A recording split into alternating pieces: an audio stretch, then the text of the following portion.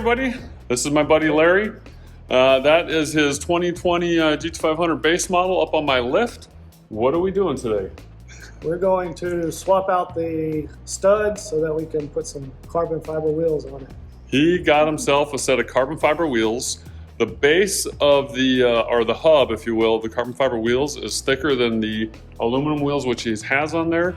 So the wheel studs on the carbon fiber track pack are longer to accommodate the thicker wheel hub.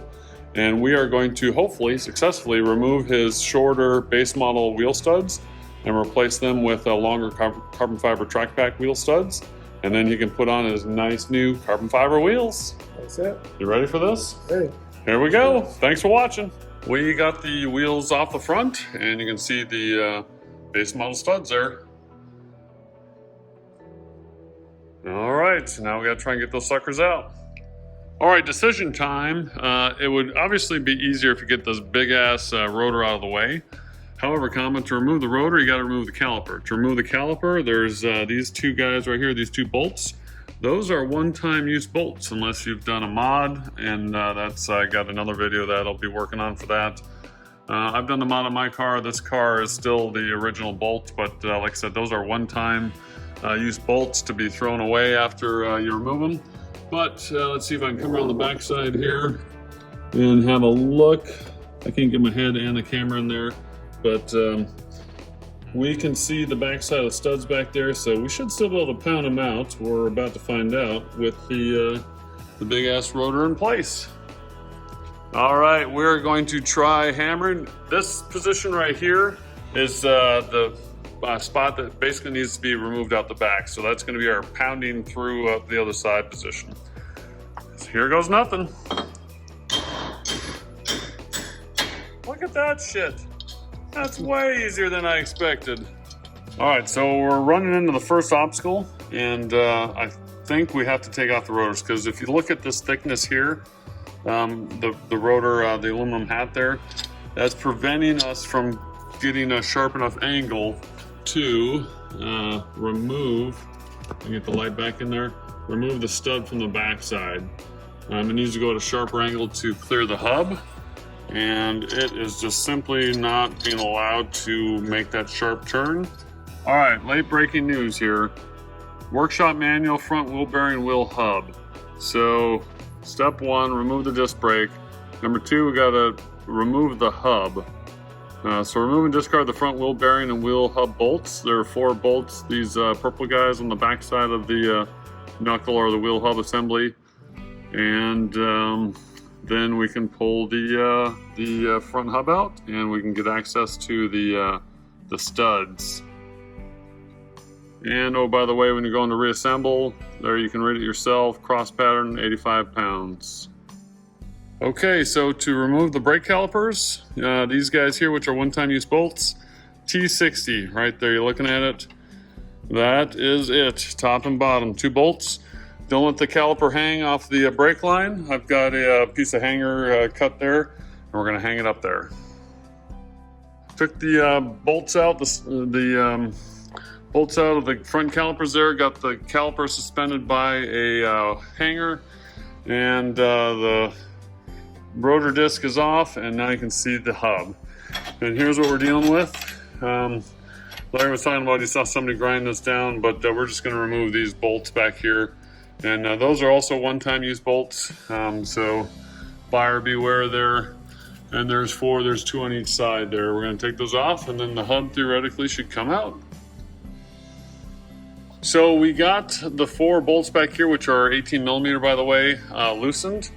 Using a combination of breaker bar, which only worked on 1 bolt, really just had to muscle it with that due to space. And then the lower aft one back here, no room for the socket, so I used just a small wrench there. Next, we're actually going to tap out the rest of the studs while it's still on the car, mounted secure, and then we'll take the hub out.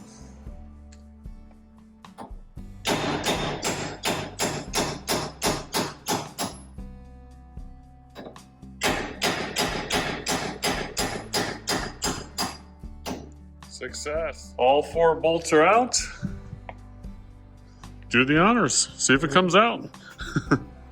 Hey, look at that. There is the spindle hub, and wow, look at that. The studs are coming out. So you're looking at the part number of front studs. Right there, you can read it, hopefully without the lights reflecting overhead. And here is, left side is the studs that we just took out. Right side is the longer carbon fiber trackback stud, which is much longer for the thicker carbon fiber wheels.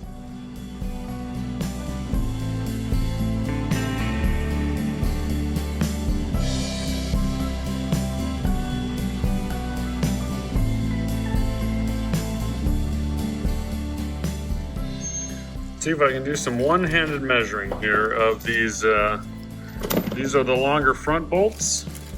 So, first of all, let's take a look at the thread length there. Thread length, we're looking at millimeters right there. And we're going to look at the whole. Well, I guess this is under shoulder length here. I think they call that the shoulder. So we're right there. That is under shoulder length, right there, and then the whole under the head there, whatever they call that, the length of the. Oops, there I'm got to look at the camera. That is the length of the stud. That's an 80 millimeter stud underneath the head, and then the whole thing, including the head, which I don't think is.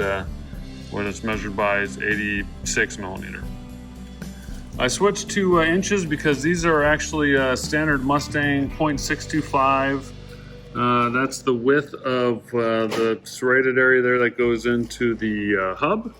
And it's 0.624, it's really 0.625 inch wheel stud. All right, Larry, what you got here? So we got the wheel stud installer here. Let me get that with the reflection here. Okay. It just looks like this. And that's going to just, you know. Once we get the stud installed, basically just slip it over top. And then we'll take an open end lug nut and screw that on. Pull the stud through from the backside. Awesome. Sliding the new long studs in from the backside. One of the things you want to make sure is the flat spot is facing towards the center of the hub. Yeah. All right, as you can see, we're about to pull these through. We got these guys tightened. They are 85 foot-pounds of torque. All 4 hub bolts, nice and secure. And it's time to pull the loose studs through, and again, like Larry said, make sure that that flat side is towards the center of the hub. Okay, so we have one success here. One stud pulled through success. As you can see, it is, if I can get back there, nice and flush. You know, we have a big impact gun. We're gonna save that if we needed it, but just turn it by hand with even a short wrench. I turn it by hand. Larry here used the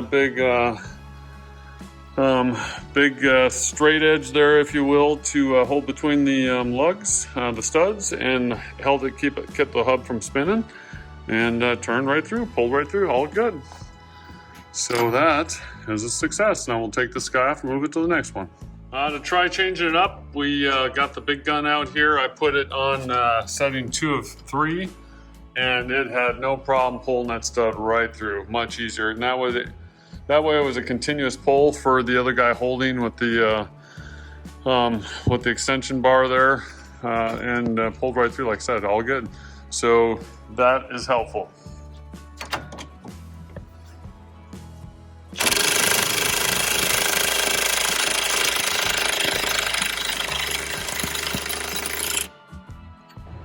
So we got the rotor back on and the caliper. Haven't torqued these down yet, but those bolts right there that hold the caliper on, those are 136 foot-pounds of torque. We survived the fronts. Both fronts are done. Time to tackle the rear. Yep. Maybe we'll do that next month. Still going. Here we go. For the rears, here is the part number for the wheel studs. Here is the carbon fiber track pack wheel stud. We're going to take some measurements. Let's see if I can do this one-handed again. Let's see here. So we're in millimeters. Rear. Looks like the threaded portion is right there, about almost 42 millimeters. The whole part underneath the, I think that's called the shoulder, is, there you go, 56.57. Everything underneath the head, the length of the bolt looks to be right at 68 millimeters. And then the whole thing, including the head,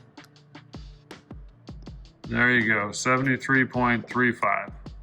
And then this is the same 0.625 width inch. Looking at the back, a little different setup. First of all, we got quick change calipers here. We still need to remove the caliper. Calipers now, caliper bolts are on the back side back there. You can see right there, that silver bolt, there's top and bottom, those are 18 millimeter. And we got this big center hub nut, and that is this guy, 1.25 inches. So first step is we're going to remove the regular caliper. Second step is we're going to remove this e-brake caliper. These aren't the bolts, by the way. E-brake caliper mounting bolts are these back here. We'll suspend them both using a wire hanger this time right there versus in the spring, because the spring is underneath there. And we're, don't hang them off of the line. So remove the calipers, both this front and back, e-brake and hydraulic. Remove this nut and go from there. And we also have to pound these guys out too.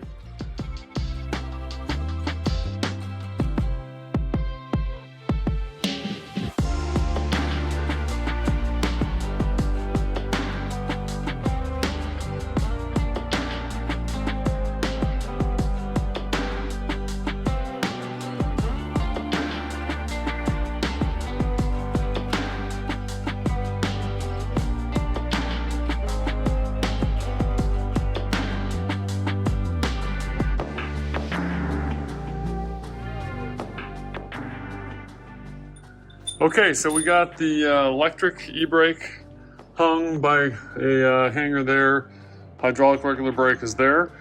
The bolts for the regular brakes are 18 millimeters. The mounting bolts for the e-brake are 1/2 inch. And as you're backing this one out, if you use a socket to back it all the way out, it gets jammed against that bolt back there. So you got to switch to a little box or, ratcheting wrench.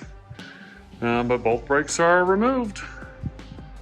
As you can see here, there's even less space on the rears, as far as trying to pound out the studs.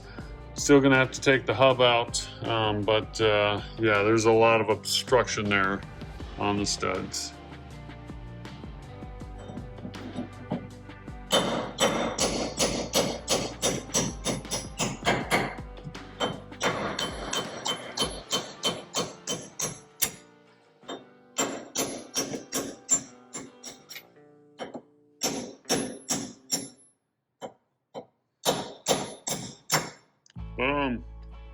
In order to get this hub off, like the fronts, we got to remove these hub bolts here. 1, 2, 3, 4. We also have to remove these this nut, and those are all one-time use bolts, as well as the rear caliper mounting bolts. One-time use. These are not one-time use bolts or nuts. Put my big DeWalt impact gun on number 2 setting, 2 of 3, and there we go. This guy slowly backed off. As you're backing these hub retainer bolts out, if you're using something like I'm doing, a ratcheting wrench here, as you come out, it actually gets stuck. The wrench gets stuck against the half shaft, but you can push on the half shaft and move it back. You can see it actually moves there. Create some gap to get your wrench back out. Hard fought battle, got all the bolts off. Oh man, what a son of a basket. There's the hub. Okay then. And you gotta be careful of this ABS sensor there so you don't break that with that half shaft pushing in and out. We just got it right over the lip there. Okay. And the wheel studs, which feel like we pounded out 3 days ago, are ready to come out.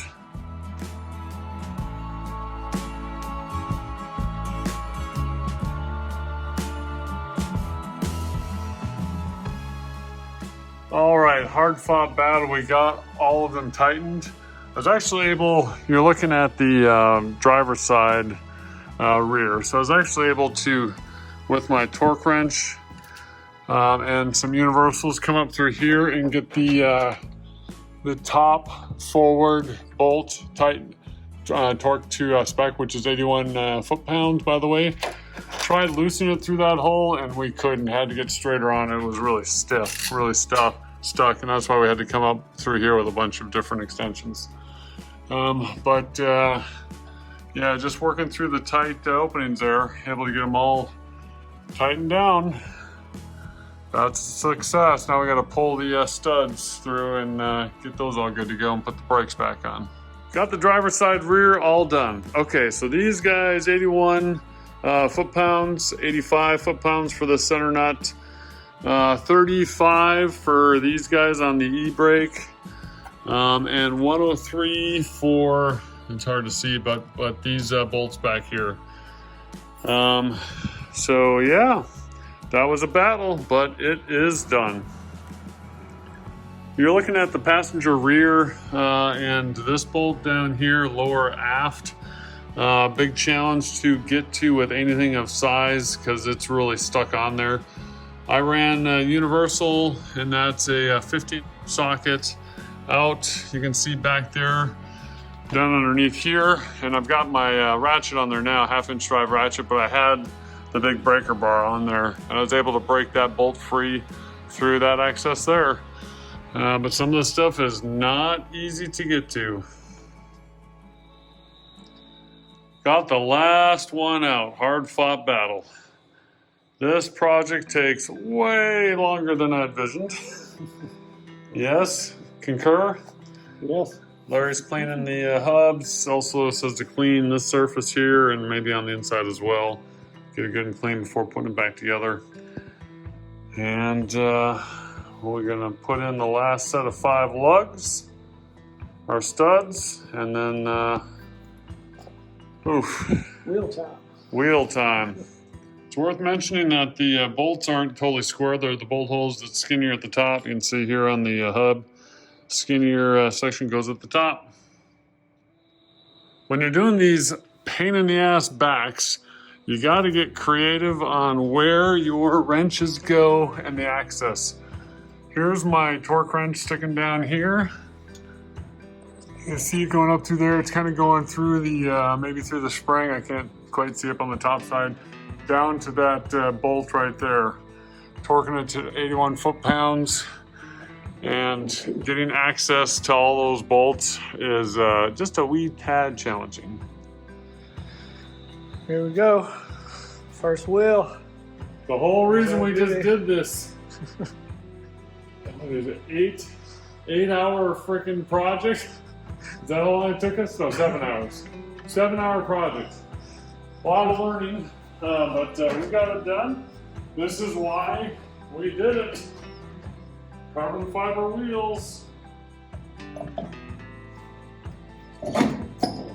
Boom, chakalaka.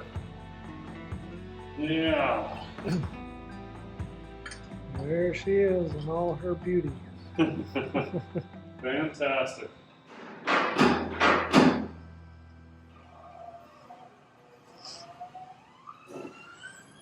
There she goes.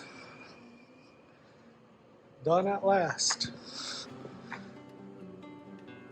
Thanks to Tim and his wonderful garage and all his tools to make it easy. Easier. Easy. think I would have been working on this project for a week if I attempted it by myself.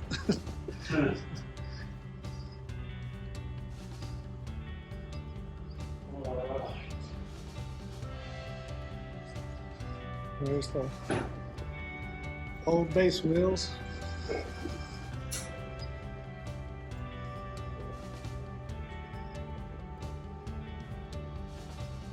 Boom, on the ground. We're done. Long day. We started at what, 12:30ish? And it's about 8 now. So way bigger project than we envisioned, but success. Look at those sexy AF wheels. Longer studs all the way around. Parting thoughts? What do you think? Looks wonderful. I got a carbon fiber track pack-ish now. Yeah, right? Yeah, and we're going to Dakota soon, so now you got the white wheels and the sticky rubber. It's going to be fun. Look forward to it. Well, we won the battle. Thanks for watching. Thank you. See you next time.